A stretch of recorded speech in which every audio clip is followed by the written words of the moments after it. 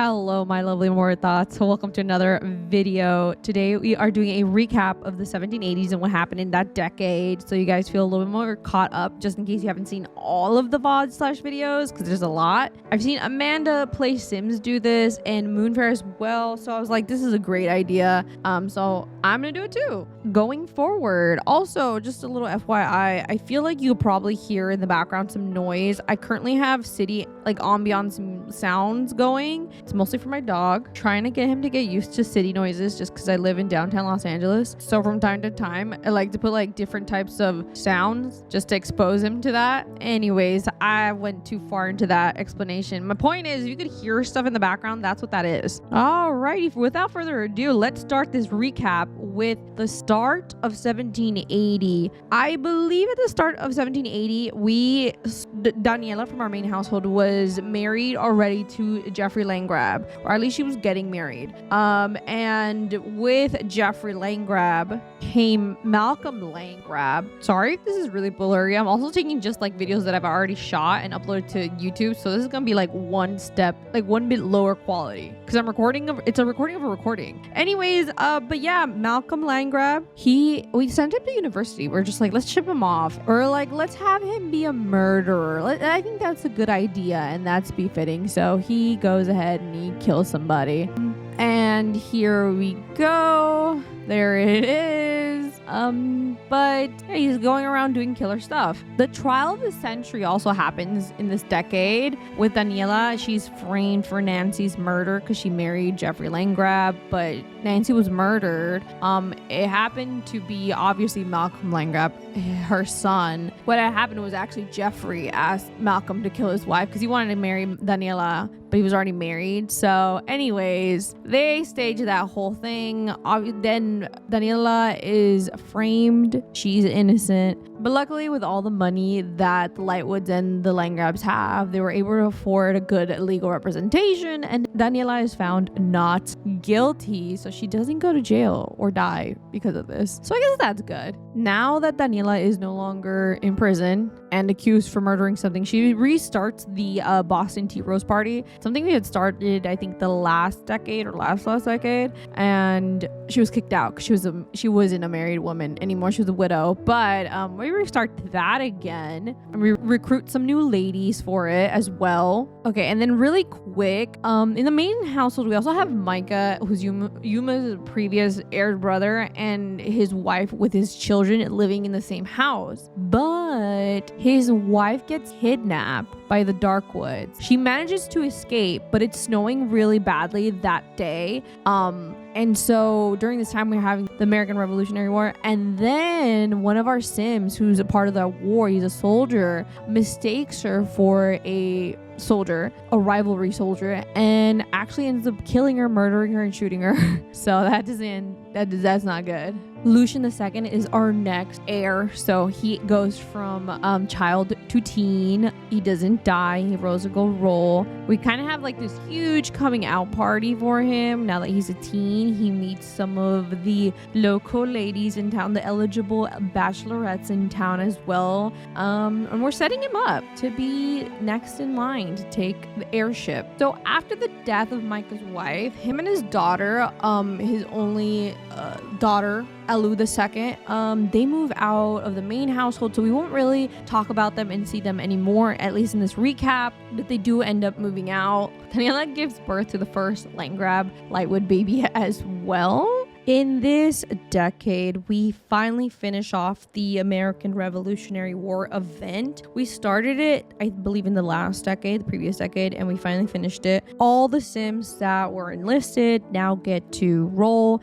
and go home. They all rolled really good rolls, so they just get to go back home. No one died, so that's good.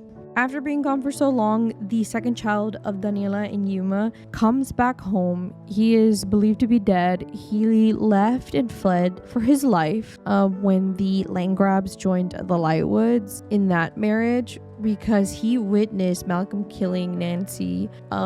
He fled for his life, and he didn't return until now in 1783 as a teen. He tells his mom the truth, about who actually ended up killing Nancy that night. So to finally close that chapter, he ends up getting rid of Malcolm. So he kills him. He murders him straight up. That is officially the end of Malcolm Landgrab in this household. So then in 1784, the Landgrabs and the baby that the Landgrab had with Daniela in the Lightwoods in the main household, they get kidnapped by the Darkwoods. They're at it again. And not only do they kidnap them, they end up murdering the baby and the husband, Jeffrey Landgrab. So Daniela is now widowed once again, and she's now has no toddler, no more children or younger children left at least. However, people do find out who did it, so the Darkwoods get caught. They end up going to, at least the mom does, she gets caught, she goes to jail, she's accused, she's sentenced to death, and then gets executed in town, which is honestly one for the books. Like, that was quite the execution, I will say. At this point in time, Lucian II is prepping him to become the heir. So that means he has to find a future wife. We give him 4 options. There's Maggie, there's Leilani, there's Audra, who's part of the Darkwood household, and then there's Sophie. So from these 4 different ladies, he will choose a wife. So as a result of Daniela now being lonely, a widow, and not having Jeffrey Landgrab anymore, she does go and seek out the woohoo worker in town, and as a result, though, gets pregnant, which was truly unexpected, but she gets pregnant one last time. Oh, Daniela. This year, Eloise goes from being a child to being a teenager in this house. We officially make the decision to adopt her, which, just in case you guys didn't know, we've never adopted anybody, at least not in my playthrough at all. So this was pretty new for us, and we kind of have to make up rules as we go for this kind of situation. But you will be able to inherit whatever like a side household would truly be able to inherit, because when I play with illegitimate children or stuff like that, they usually just kind of fade away into the background and just become like NPCs. It's just like whatever kind of Sims. But officially, she's on the spreadsheet on the tree, and she has a little bit of a coming out party announcing her a true Lightwood. Towards the end of this year, we're just trying to finish university life for our next in line, our next heir, which is Lucian II. Daniela gives birth to the Woohoo Man's twins. They end up being twins, I believe, but we don't keep the babies. I believe this is all hush hush, and we give them back to the Woohoo Man. At this point, we are voting for the last 2 girlies who will end up in the finale round for Lucian II. Leilani is voted out, and she does not continue on, so it's just, at this point, it's just Sophie and Audra. Daniela has another birthday, so she is getting older now. She's getting wiser. And then Thiago has his eyes set on somebody new. He gets really smitten with this new girl. Her name is Lucia. So smitten, they end up getting engaged pretty quickly. But I think that they're so cute.